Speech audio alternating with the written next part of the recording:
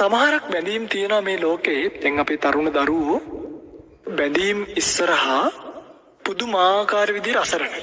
ඒ අසරණකම වෙන මොකක්වත් හින්දා නෙමෙයි පින්වත්. රාගයේ හින්දාමයි.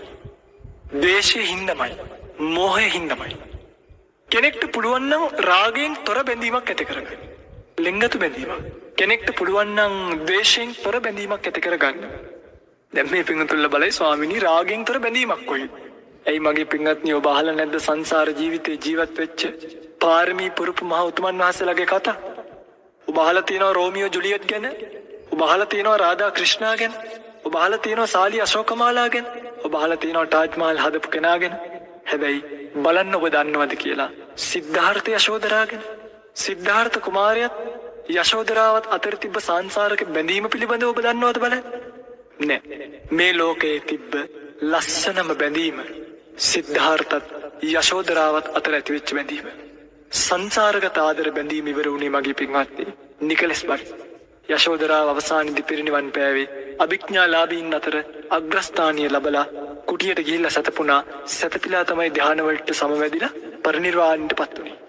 මේ සාංශාරික බැඳීම කොච්චරක්ද කියනවනම් මගේ පින්වත්නි අදටත් යශෝදරා මහරහත් මෙහෙණින් වහන්සේගේ ධාතුන් වහන්සේ නමක් අල්ලන්න සමතෙක් මේ ලෝකේ නැහැ. සාරා සංකේය කල්පලක්ෂයක් පුරාවටම සිද්ධාර්ථ කුමාරයා වෙනුවෙන් කැප කරපු උත්තම වස්තුන් නිසා ඒ ධාතුන් වහන්සේලාව කිසිම කෙනෙකුට අල්ලන්න පුළුවන් කමක් නැහැ. ඇල්ලුවොත් යම් කිසි කෙනෙක් හිස දෙකට මැද්දෙන් කැඩිලා වෙන් වෙනවා කියනවා. දෙවිවරු මේ යශෝදරා මහරහත් මෙහෙණින් වහන්සේට හරි ප්‍රිය නිසා දෙවිවරුන්ට මේ ධාතුන් වහන්සේලා නැතිකම මහා දුකක් වුණා පින්වත්නි. ඒ දුක නිසාම මොකද කළේ? පුච්චපු අලු ටිකක් අරගෙන තමයි දෙවිවරු දිව්‍ය ලෝකයේ සෑයක් තැන්පත් කරලා වන්දනා කරන්න පටන් ගත්තේ. ඒ තමයි යශෝදරාවගේ කැප කරපු ජීවිතේ තරම. දැන් මගේ පින්වතුන්ලා මගේ මේ රත්තරන් දරුවෝ මේක අහන බලන්නකො ඔබේ ජීවිතවල මෙහෙම ආදර හැඟීමක් තියෙනවද කියලා? නෑනේ.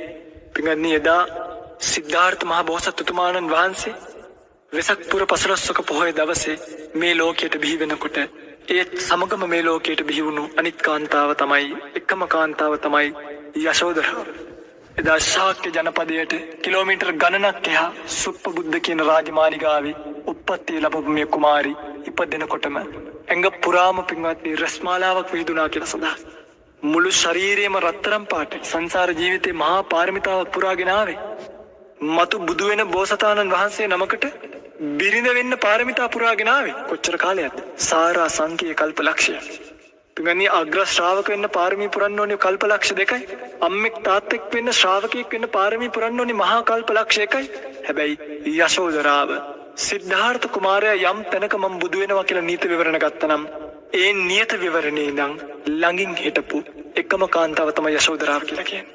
පින්වත්නි එදා දීපංකර බුදුරජාණන් වහන්සේ සිද්ධාර්ථ කුමාරයාගේ කාලේ ආත්ම භාවය තමයි සුමේද බෝසත් ආත්ම භාවය. සුමේද බෝසතාණන් වහන්සේ තමන්ගේ ජීවිතය පූජා කරලා මහ පොළොවේ වැතිරලා ඉන්නවා. දීපංකර බුදුරජාණන් වහන්සේ මේ ආසන්නයට ඇවිල්ලා තමන්ගේ ස්වාමීන් වහන්සේලා දිහා හැරලා කියනවා ස්වාමීනි මහණෙනි මේ වැඩේ ඉන්න මහා වීර පුරුෂයා පුංචි පහේ කෙනෙක් නෙමෙයි. තවත් සාරා සංකේය කල්පලක්ෂයකින් ගෞතම නමින් ප්‍රඥාධික බෝධීන් සම්මා සම්බුද්ධත්වයට පත් වෙන මහතුමන් වහන්සේ නම. මේ කතාව කියනකොට මෙතන හිටිය තව කෙල්ලෙක්. අර කතාව ඇහෙනකොට මේ කාන්තාවගේ ගත සලිත වෙලා ගියා. කය වෙවුලලා ගියා. සීතල වෙලා ගියා. පුදුමයෙන් ඇයි පිල්ලමක්වත් ගහන්නේ නැතුව සුමේද බෝසත්තුමන් වහන්සේ දිහා බලන් ඉන්නවා. ප්‍රාර්ථනාවක් කරා තමන්ගේ ළඟ තිබ්බ නෙළුම් මල් මිටියට අටෙන් 3ක් භාග්‍යතුන් වහන්සේට පළවෙනි වර දීලා නැවත 5ක් භාග්‍යතුන් වහන්සේට පූජා කරලා ප්‍රාර්ථනා 2ක් කරා. පළමු වර පූජා කරපු මල් මිට මේ උතුම් බෝසතාණන් වහන්සේ වෙනුවෙන් වේවා. ඒ පිණින් උන්වහන්සේ ප්‍රාර්ථනීය බෝධියකින් උතුම් බුද්ධත්වයේම ලබත්තා. ඉතිරි මල් ටික ස්වාමීන් ඉතිරි මල් ටික පූජා කරපු පින මට වේවා. මේ උතුමන් වහන්සේ යම් දිනක බුද්ධත්වයට පත් වෙනවද? අද පටන් බුද්ධත්වයේ දක්වාම සෙවණැල්ලක් වෙලා ශක්තියක් වෙලා ඒ උතුමන් වහන්සේට පාරමී පුරන්න උදව් කරන උපකාර කරන උත්තමාවිය බවට මාපත් වේවා කියලා අදිෂ්ඨාන කළා. පින්වත්නි එයත් නියත විවරණ ගත්ත වෙලේ ඉඳන් බෝසතාණන් වහන්සේව අතහරින්නේ නැතුව සංසාර ගමනේ ආපු උත්තමාවියා